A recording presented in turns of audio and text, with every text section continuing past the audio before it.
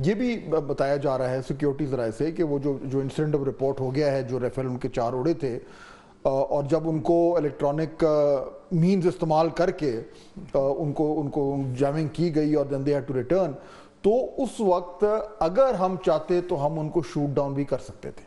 We had the capacity, we had the equipment, सब कुछ ready था और वैसे ही ऑलरेडी हाई अलर्ट पर है।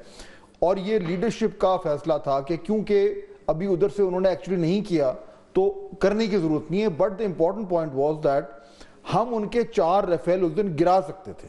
This is what we are saying. अब ये कैपेसिटी उस तरफ भी उनको समझ आ रही है।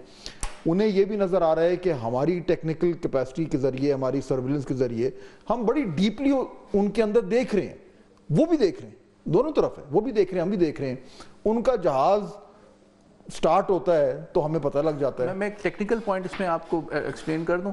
देखें, ये बहुत बड़ा सिग्नल है राफेल का वापस जाना। उसकी वजह यह है कि आपको याद होगा कि मोदी साहब ने कहा था कि अगर हमारे पास राफेल होते तो सिचुएशन कुछ और होती। बिल्कुल कहा था। अब राफेल पे उन्होंने 12 अरब डॉलर लगाए हैं और अभी भी 7.4 बिलियन की उन्होंने डील अपनी नेवी के लिए भी 26 राफेल की है।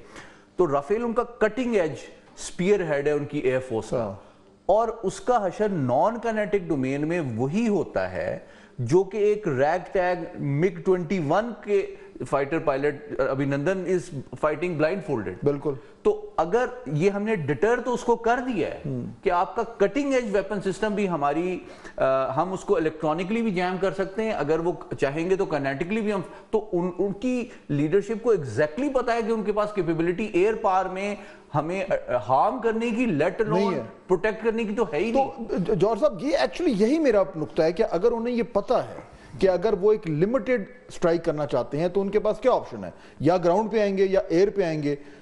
यानी समुंदर से आके वो कोई लिमिटेड स्ट्राइक तो नहीं कर सकते, वो तो डिक्लेरेशन ऑफ वॉर ही हो जाएगी। दोनों तरफ दे रियलाइज के बियॉन्ड अ सर्टेन लिमिट जो है वो या तो एक एस्केलेशन हो जाएगी, एस्केलेशन हो गई तो कोई कंट्रोल नहीं कर, नोबडी विंस।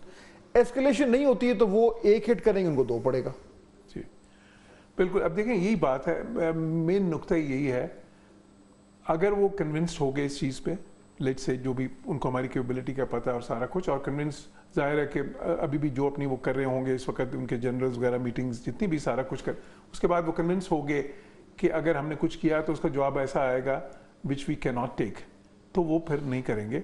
और जो है ना, फिर थोड़ी सी और पोस्टरिंग करके, मेरा ये अंदाज़ा है इस बार वो फिर देन बेसिकली थोड़ा सा वॉक बैक करेंगे। अच्छा, ऑन द अदर हैंड, अगर लेट से उनको कोई शुबा होता है, देखिए मिसकैलकुलेशंस इसी तरह होती हैं। ये तो हम समझ रहे हैं ना कि जी वो ये सारा कुछ समझते हैं बेसिकली, मतलब ये तो like and we may be right and I think we are right, but the point is कि मिसकैलकुलेशंस कैसे होती हैं? मिसकैलकुलेशंस तो हमेशा ही ऐसे होती हैं कि एक साइड गलत अंदाजा लगाती है। बिल्कुल। तो लेट से कि अगर वो गलत अंदाजा लगाते हैं हमारी डिटरेंस कैपेबिलिटी का, अगर वो गलत अंदाजा लगाते हैं हमारे एक्चुअल रिस्पॉन्स का और कोई मिसएडवेंचर करते हैं, तो फिर, और पिछली बार उन्होंने किया, पुलवामा वाले मौके पे किया ना, उस वक्त तो मतलब उनकी कैपेबिलिटी इससे भी कम थी कुछ जो उनसी है। तो द थिंग इज के सो इस वक्त जो खतरा है वो मिसकैलकुलेशन का है मेरे नज़दीक, जो है ना, क्योंकि हमें तो कोई शक नहीं है हमारी डिटरेंस एबिलिटी पे भी, हमारी रेडीनेस पे भी, हमारी प्रिपेयर्डनेस पे भी। आप अगर वो इसके बारे में कोई गलत अंदाज़ा लगा लें, या अपनी जो उनकी मिलिट्री जो सो कॉल्ड सुपीरियरिटी है उसको गलत कैलकुलेट कर लें, उसका गलत अंदाज़ा लगा लें और उसकी बेसिक्स पे कोई मिसएडवेंचर करें, तो वो जो है ना खतरा है। Will take a short break, वापस आएंगे तो जरा मजीद बात करते हैं कि अब पाकिस्तान के पास और क्या ऑप्शंस हैं। ब्रेक के बाद खुश आमदेद। तो ये तो अली साहब जो थर्ड पार्टीज हैं इंटरेस्टेड, वही उनको फिर ये बता रही हूँ क्या, जब वो इधर हमारे पास आते हैं, बिल्कुल हम उनको यही बताते हैं ना कि वहां जाके उनको बता देना कि यहाँ पे ये सूरत हाल है। ये आपने बहुत इंपॉर्टेंट बात की। मैंने जिस तरह क्विकली बताया था कि आठवां ये क्राइसिस है जो इंडिया ने यूनिलैटरली क्रिएट किया है बेस्ड ऑन सम मिथ, और हर दफ़ा आपने देखा कि यूएस ने एक लीडिंग रोल प्ले किया था। इस दफ़ा एक नई बात ये है जो मैं देख रहा हूँ 8वें इस क्राइसिस में 38 साल में, कि एक तो यूएस ने, जिस तरह हमने पहले बात की कि कंप्लीटली यूएस को, इंडिया को despite being a strategic ally support नहीं किया, जिससे इंडिया डिसअपॉइंट, शॉक भी हुआ है। और जिस वैसे साहब कह रहे हैं कि उसके बावजूद वो शायद एब्जॉर्ब या अफोर्ड करना चाहता है ग्रेटर डिप्लोमेटिक कॉस्ट, ओके। लेकिन आप देखें बरतानिया हो, चाइना हो, रशिया हो, सब रिस्ट्रेंट की बात कर रहे हैं।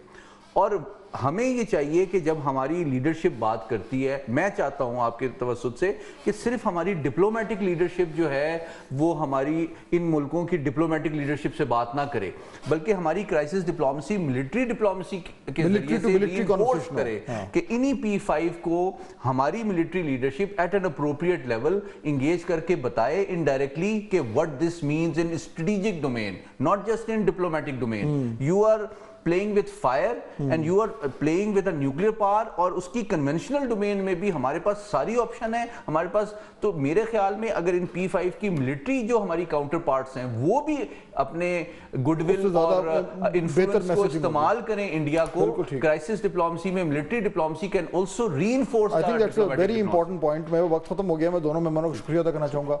नाज़रीन, ये जो अभी आखिरी जो अली साहब बात कर रहे थे, इट्स वेरी इंपॉर्टेंट, क्योंकि देखिए इस वक्त ये बड़ी ही क्लियरली इंडिया को मैसेज जाने की ज़रूरत है, और अगर हम हमारे तरफ से जो हमारे मुख्तलिफ लीडर्स हैं वो अगर इस तरह पब्लिक स्टेटमेंट्स दे रहे हैं, शायद वो उस तरीके से उसको इतना सीरियसली नहीं ले रहे, लेकिन ये है कि इन टर्म्स ऑफ जो पाकिस्तान की कैपेसिटी है, जो इस टाइम स्टेट ऑफ अलर्ट है, और स्पेशली इन टर्म्स ऑफ जो एक ऑब्वियस एक सिनेरियो है कि जी कोई से वो कुछ ना कुछ करने की कोशिश करेंगे, जैसे कि 2019 में की थी, तो वो तो पाकिस्तान एयरफोर्स की तरफ से तो यानी बिल्कुल ये क्लियर मैसेज आ रहा है कि सवाल ही पैदा नहीं होता, इतनी ज़्यादा जो है वो हमारा एक स्टेट ऑफ रेडीनेस है। तो ये जो एक्चुअल डिटेल्ड यानी कि असेसमेंट है, ये इंडिया की डिसीजन मेकिंग का इंपॉर्टेंट हिस्सा होना चाहिए, क्योंकि इस वक्त जो सबसे ख़तरनाक चीज़ हो सकती है वो वही है जो अभी एम्बेसडर जौहर सलीम बात कर रहे थे कि miss reading of each other, गलत चीज़ें आपने असेस कर ली, गलत जो है वो एक आपने एडवाइस ले ली या मिस्टेक कर दी और उससे मामलात ख़राब हो गए।